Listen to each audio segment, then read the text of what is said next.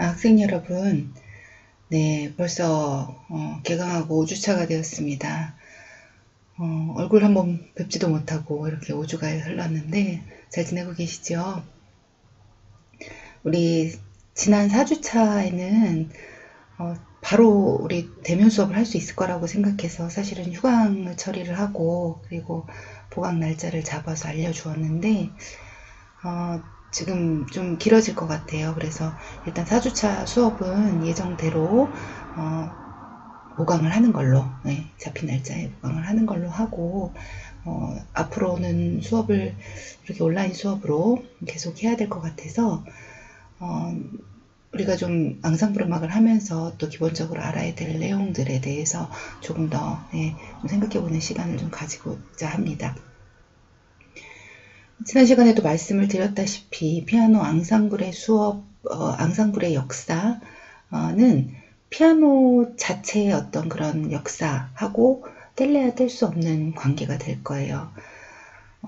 어차피 피아노 그 앙상블을 작곡한 대부분의 작곡가들이 솔로 작품으로서도 굉장히 훌륭한 작곡을 했었던 사람이기 때문에 그 내용도 어쩔 수 없이 겹치게 되고 그래서 각 시대별로 알아야 될 내용들 우리 피아노 문헌 수업과 좀 겹칠 수도 있을 것 같다는 생각이 드는데 여러분들 피아노 문헌 수업을 배우고 있는지 모르겠네요. 이게 학교마다 약간의 그 수업의 이름의 차이가 좀 있기는 한데 저희 학교 다닐 때는 바로크 시대의 피아노 음악, 고전 시대의 피아노 음악 해서 각 시대별의 어떤 뒤에 이제 피아노 음악 이렇게 붙여서 문헌 수업을 진행을 했고 거의 한 학기에 한 그 사조 그러니까 하나의 시대 정도를 살펴보고 굉장히 자세하게 공부했었던 기억이 납니다. 여러분들은 어떻게 공부를 하고 있는지 제가 아직은 커리큘럼을 완벽하게 파악하고 있지 않아서 잘 모르겠지만 분명히 피아노 하는 학생들이라면 다 배우는 걸로 어느 학교에서는 알고 있어요. 피아노 문헌 수업이라고 해요. 자, 문헌 수업과 겹치기는 하는 내용이 있을 수밖에 없을 텐데 그래도 우리는 레퍼토어 자체가 피아노 앙상블이기 때문에 앙상블 수업에 기초해서 설명을 하는 걸로 하겠습니다. 자, 바로크 시대의 피아노 앙상블이라고 말씀을 드렸어요. 일단은 바로크 시대라는 게 무엇인지를 알아야겠죠. 바로크 시대. 자, 우리가 보통 1600년대부터 1750년대까지를 보는데 보통 그 전 르네상스 시대에서부터 이제 고전 시대로 옮겨가는 그 중간에 걸쳐 있는 꽤 오랜 시간의 시대를 바로크 시대라고 얘기를 합니다. 그래서 일반적으로 그냥 1600년대 음악 이렇게 얘기를 하면은 좀 편할 것 같아요. 서양 음악의 역사가 전부 다 이제 유럽에서 기원을 한 것이기 때문에 바로크 시대의 음악하면 정의가 약 1600년대 1750년 까지 어떤 유럽 예술 음악에 대한 시대적인 그 양식 개념을 얘기를 하죠. 이 말의 어원은 여러분들 다 아시다시피 찌그러진 진주라는 뜻의 좀 약간은 좀 안 좋은 그런 뉘앙스의 그런 뜻을 가지고 있어요. 워낙 르네상스 시대의 그런 문화가 굉장히 뭐라 그래야 되죠? 이렇게 틀에 딱 이렇게 갖춰져 있고 양식적이었었기 때문에 이 바로크 시대, 우리는 지금 바로크 시대 음악 하면은 굉장히 고전적으로 느끼고 굉장히 옛날 시대의 음악이라고 느끼지만 항상 그렇잖아요. 지금의 세대보다 우리 후세 사람들을 보면 우리 때는 이렇게 하면서 요즘 뭐 유행어도 있는 걸로 알고 있어요. 우리 때는 어땠는데, 나 때는 어땠는데 이러면서 그래서 약간은 그 르네상스 시대 사람들이 지금의 그 바로크 시대의 음악을 약간 폄하를 하는 그런 말로 나왔었던 그런 어원을 가지고 있습니다. 이 시대의 음악의 특징이라고 한다면 일단은 악기가 굉장히 많이 발달을 했어요. 그 전 시대에, 그러니까 사실은 바로크 시대에도 그런 모습이 굉장히 많이 남아있지만 악기가 많이 개발되기 전이었었어요. 피아노라는 악기도 1719년에 드디어 이제 발명이 됐고, 그 전에는 사실 피아노라는 악기 자체가 없었던 시절이죠. 그 전에 물론 우리가 알고 있는 피아노의 전신인 하프시코드나 클라비코드가 있기는 있었지만 그것도 개발이 된 지 많은 시간이 흐르지 않을 때였었어요. 그러니까 그 전에는 보통은 우리가 가진 목소리, 그러니까 성악적인 어떤 그런 음악으로, 그리고 몇몇의 그런 고대 악기, 오르간 이런 걸로 모든 그 음악이 존재할 수밖에 없었던 그런 시대였기도 하고요. 그러다 보니까 악기가 발달을 하면서 점점 음악이 좀 이렇게 다양하게 되고, 그리고 그 악기에 대한 어떤 그런 분석, 그리고 이제 그 악기가 여러 개가 어우러져서 이제 소리를 내려다 보니까 어떤 조성이라는 게 생기게 됐어요. 그 조성을 이제 확립이 돼서 이제 좀 정리를 하고, 이제 바하 시대에 그렇게 정리를 하고, 나중에는 이게 이론적으로 발전을 하게 되는 어떤 그런 시초가 되는 그런 시대이기도 합니다. 또 하나 이제 중요한 개념 중에 하나가 통주저음이라고 하죠. 지속저음. 오르간에서 보면 이제 흔하게 쓰는 기법 중에 하나인데, 여러분들 오르간 보면 피아노하고는 다르게 그러니까 발로 밟는 페달이 건반 모양으로 되어 있는 걸 볼 수 있을 거예요. 우리는 손으로 연주를 하고, 위에서 손으로 연주를 하고, 밑에서는 페달을 밟아서 소리를 울려주거나 소리를 작게 하거나 하는 그런 의미로 페달을 사용을 하지만, 이 바로크 시대 오르간 같은 경우에는 밑에 발에서도 그 저음 성부를 낼 수가 있어서 세성부, 내성부 이렇게 동시에 연주를 하는 게 물론 어렵긴 하지만 가능한 그런 악기입니다. 그러다 보니까 음악 전체를 지배하고 있는 어떤 그 저음, 그 페달로 우리가 낼 수도 있겠지만, 기본적으로 뭐 성악적인 합창 음악에서라든지 아니면 어떤 기악 음악에서라든지 그 근본이 되는 저음이 계속해서 깔리면서 이제 그 위에 화성적으로 이제 쌓아지게 되는, 그래서 화성은 아니지만 사실은 그 대유법적인 어떤 그런 선율의 진행이기는 하지만 우리가 듣기에는 화성적인 어울림으로 들을 수 있게끔 그런 역할을 하는 그런 지속 저음이 이 시대의 거의 대표적인 양식이라고 할 수 있습니다. 뭐 이 시대의 작곡가 이러면 너무너무 유명한 우리 바하, 핸델, 비발디, 그 다음에 스칼라티는 우리 피아노 하는 학생들이면 꼭 알아야 될 레파토아 중에, 필수 레파토아 중에 하나인데요.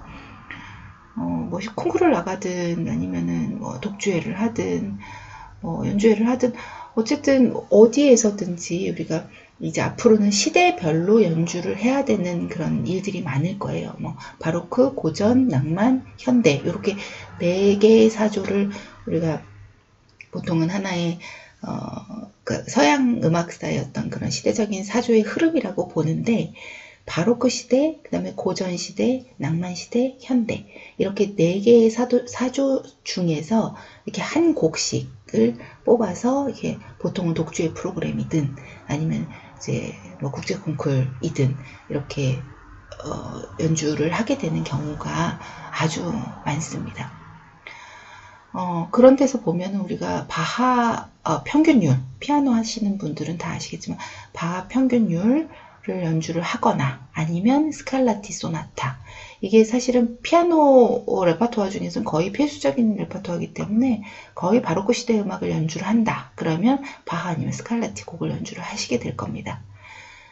자, 그래서 바하, 핸델, 비발디, 스칼라티까지 살펴봤고, 그러면 코렐리라는 사람이 있고, 파헬벨, 우리 캐논으로 유명하죠. 그리고 텔레만, 현악기 곡을 많이 작곡을 했었던, 그 다음에 라모라는 이런 프랑스 작곡가까지 많은 작곡가들이 있어요. 사실은 바로크 시대 음악이 많이 알려져 있지는 않아요. 바하, 뭐 핸델, 이런 비발디 이런 유명한 작곡가의 곡들은 뭐 너무너무 많이 우리가 알고 있지만 유명해서 이 외에 다른 작곡가들은 아마 들어보지 못한 사람들도 많지 않을까라는 생각이 드네요. 자, 이 중에 우리 피아노 음악에서 빼놓을 수 없는 그런 정말 뭐 음악의 아버지라고 말을 하는 요한 세바스티안 바흐라는 우리 독일 작곡가에 대해서 조금 알아볼까 합니다. 요한 세바스티안 바흐는 제가 이제 이 풀 네임을 설명하는 이유는 다음 장에서 제가 말씀을 드리겠지만 바흐라는 이름을 가진 작곡가가 굉장히 많아요. 바하의 아들들만 해도 20명이고 그 20명이 다 아버지의 끼와 재능을 물려받았겠죠. 그 중에서도 이제 음악사적으로 대표적으로 우리가 이제 알아야 될 인물들이 몇 명이 있습니다. 그래서 그냥 바흐라고 하면 물론 요한 세바스티안 바흐를 다들 연상을 하겠지만 이 아버지 밑에 있는 그런 많은 자녀들이 많은 아들들이 또 음악 활동을 열심히 했기 때문에 또 바흐라는 이름만으로는 누군지를 구별하기가 좀 힘들겠죠. 그래서 앞에 이제 JS 이렇게 붙여서 바하의 그 이니셜을 그렇게 얘기를 하기도 합니다. 우리 JS 바흐는 1685년에서 1750년 꽤 바로크 시대의 거의 이제 후반에 살았던 사람이라고 할 수 있습니다. 바흐는 제가 기억하는 저는 사실 바하에 대해서 아주 좋은 그리고 인상을 가지고 있고 저와는 좀 뗄래야 뗄 수 없는 그런 작곡가인데 그 이유가 제가 독일에서 라입지시라는 도시에서 공부를 했어요. 꽤 오랫동안 제가 석사 박사 하는 동안이니까 한 5년 이상을 라입지시에서 살았는데 라입지시라는 도시는 거의 뭐 바하로 인해서 문화적으로는 먹고 산다라고 말을 해도 과언이 아닐 만큼 바하가 유명해요. 왜냐하면 바하의 최전성기 그리고 가장 오랫동안 일을 했었던 바하가 예전 시대에는 이 바로크 시대에는 보통의 작곡가들이 교회에 소속이 돼서 교회에서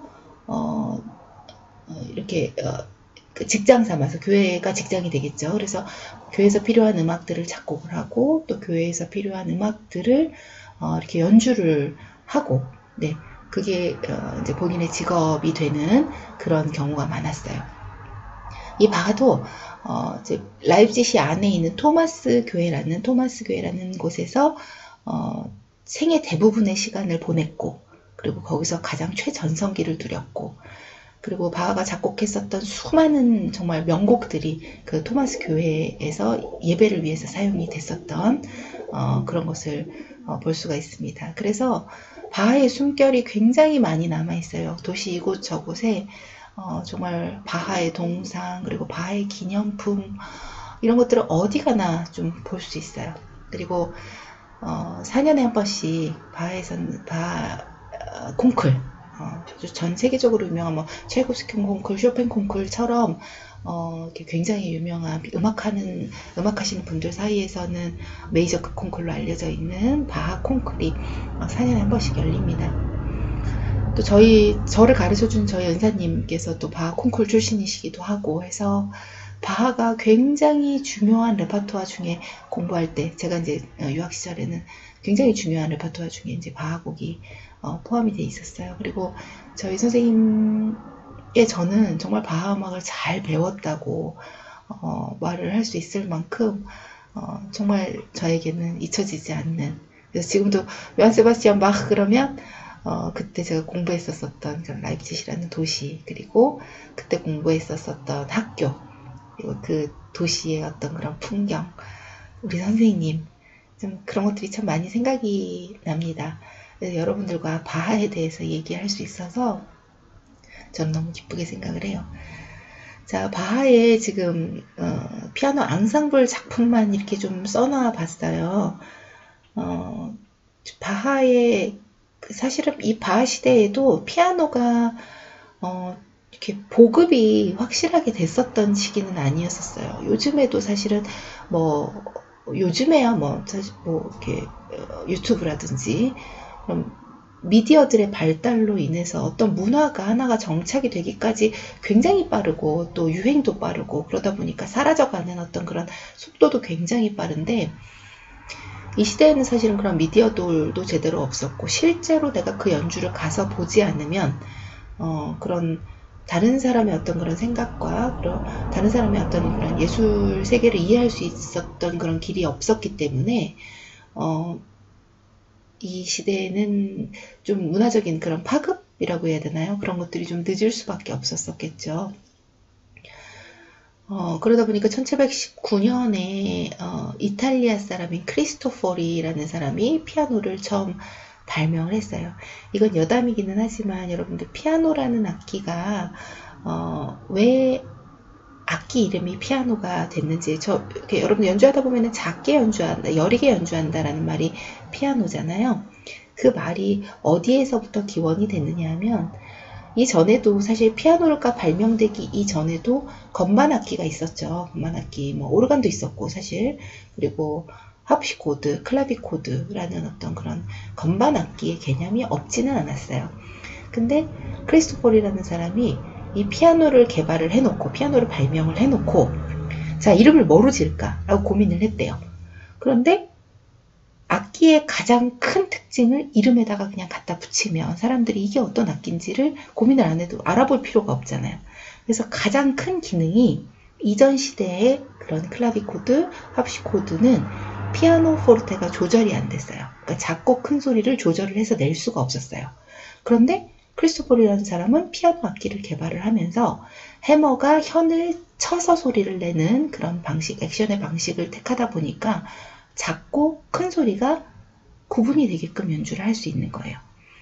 그러니까 우리가 피아노 지금 치면은 우리가 건반을 좀 살살 누르고 좀 천천히 누르면 약한 소리가 나고 빠르게 세게 누르면 큰 소리가 나잖아요. 이 전 시대에는 그걸 할 수가 없었기 때문에 이 악기를 개발을 해놓고 너무너무 이 악기가 이게 독보적인 어떤 그런 장점이 되겠다. 이거는 건반 악기로는 센세이션이다. 이렇게 해서 악기의 이름을 아예 이거는 작고 큰 소리가 구별이 된다 라는 말로 이탈리아 말로 피아노 그럼 작게, 포르테 그럼 크게잖아요. 그래서 작고 크게 그래서 피아노 포르테 라는 이름을 그냥 이 악기에다가 붙여준 거예요. 그러니까 다른 사람들이 이 악기는 왜 작고 크고지? 건반 악기인데 작고 크고가 조절이 되나 보다 라고 금방 알아들을 수 있게 아예 악기의 이름을 피아노 포르테라고 지어버린 거예요. 자, 피아노 포르테라는 악기의 이름이 요즘에는 그냥 줄여서 피아노라는 앞에 그 말만 사용을 하게 됩니다.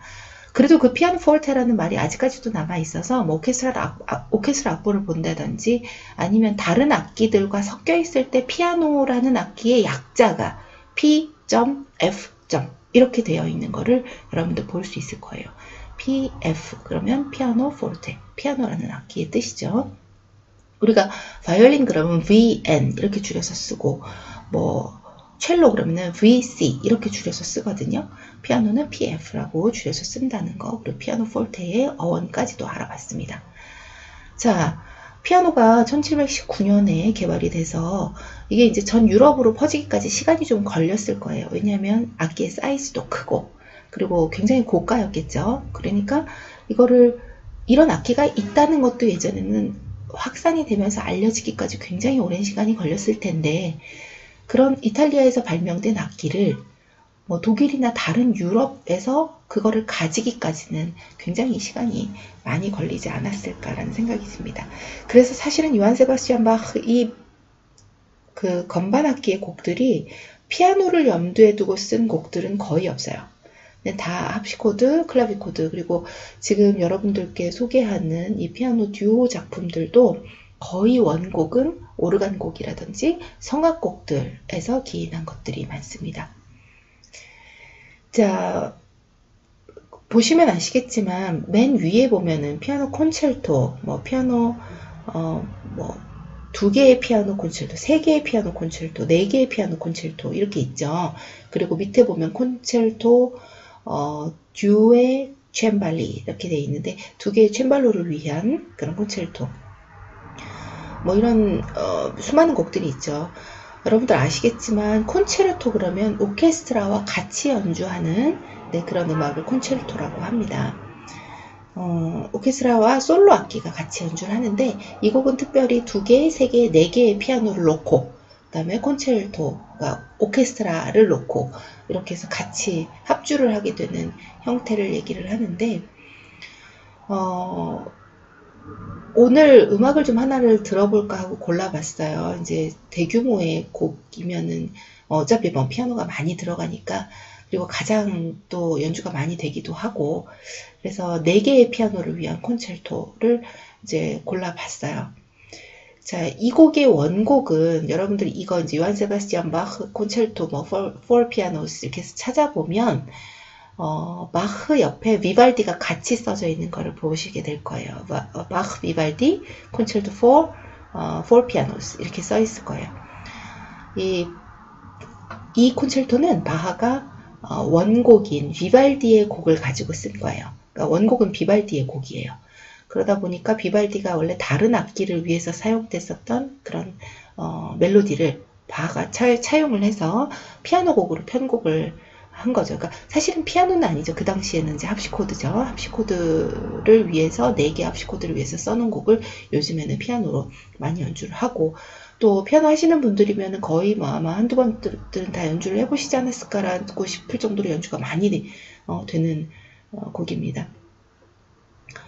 이 당시에 이제 피아노 음악이 없었었기 때문에 지금 밑에 보시면 뭐 토카타, 뭐 프렐류드, 후가, 그 다음에 많은 소품들 그런 것들은 이제 원래 원곡, 본인의 원곡, 오르간곡, 뭐 카타타 이런 곡에서 이제 파생이 돼서 바하가 직접 편곡을 했다기보다도 이제 후세 사람들이 바하의 멜로디가 너무 좋으니까 이거를 뭐 꼭 투피아노 곡만이 아니라 다른 여러 스타일의 악기로 많이 이렇게 편곡을 했죠. 우리가 알고 있는 뭐 예를 들면 여기에 써져 있는지 모르겠는데 있네요. Jesus Joy of Man's Desiring 해가지고 이게 굉장히 유명한 찬송가에도 이 곡이 쓰인 걸로 알고 있어요. 그래서 이런 어떤 바하의 곡들이 현대에는 원곡으로 연주가 되는 것도 물론 많지만 멜로디가 너무 예쁘기 때문에 다른 여러 가지의 스타일로 이렇게 편곡이 돼서 사용이 되는 경우가 많이 있습니다. 자, 워낙 이제 우리 유명한 이제 바하 곡은 조금 있다가 이제 다음 차시에서 한번 들어볼 예정이고 이제 다음으로 넘어가시면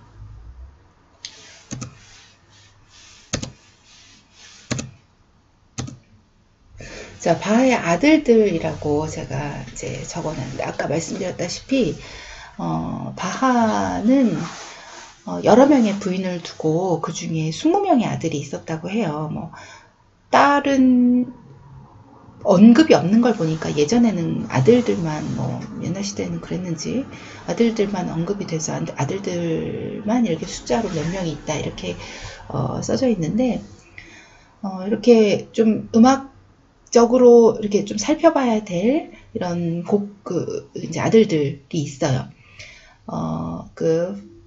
WF가 프리드만 바흐라는 이제 이분이 바하의 장남이 되고 가장 큰 아들이 되고 그 옆에 에마뉴엘 바흐 그러면 바하의 이제 둘째 아들이 되고 크리스찬 바흐 그러면 바하의 막내 아들이 됩니다. 20번째 막내 아들이 되는데 음악사적으로도 굉장히 재능이 있는 사람들이고 또 유명한 사람들이에요.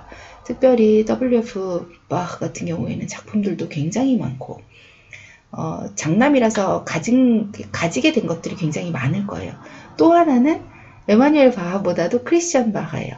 크리스찬 바흐도 막내 아들이긴 하지만 거의 이 크리스찬 바흐는 바로크 시대 사람이라고 말을 할 수는 없어요. 고전 시대의 거의 작품들을 많이 사용을 했고 바하의 막내 아들이기 때문에 나이 차도 굉장히 많이 나겠죠. 13살 때 아버지가 돌아가셨으니까 거의 뭐 이 사람은 바로크 시대에서 완전히 벗어나서 이제 그런 고전 시대의 이제 음악을 했었던 사람으로 알려져 있고, 그리고 작품들도 굉장히 지금 써놓은 것처럼, 이거는 좀 어떻게 보면 일부고, 그러니까 피아노 듀엣 작품만 지금 써놓은 거고요.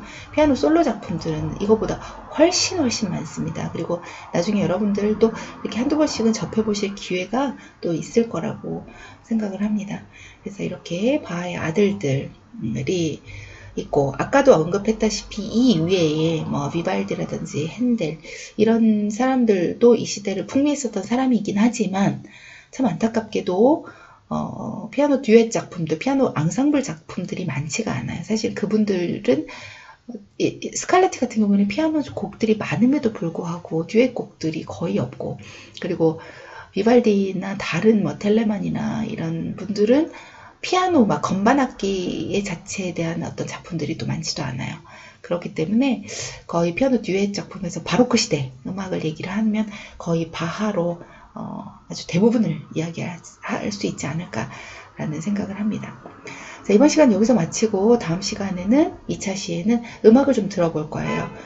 바흐의 아까 얘기했던 콘체르토 for pianos, 이 작품을 볼 텐데, 좀 대규모의 작품이라서 제가 한 10여 분 되는 건데 그냥 끊지 않고 그냥 쭉 들어보기로 할 거예요. 그리고 또 하나는 바하의 다른 작품 이렇게 들어보고 다시 이야기 나누도록 하죠. 네, 이번 시간 마치겠습니다.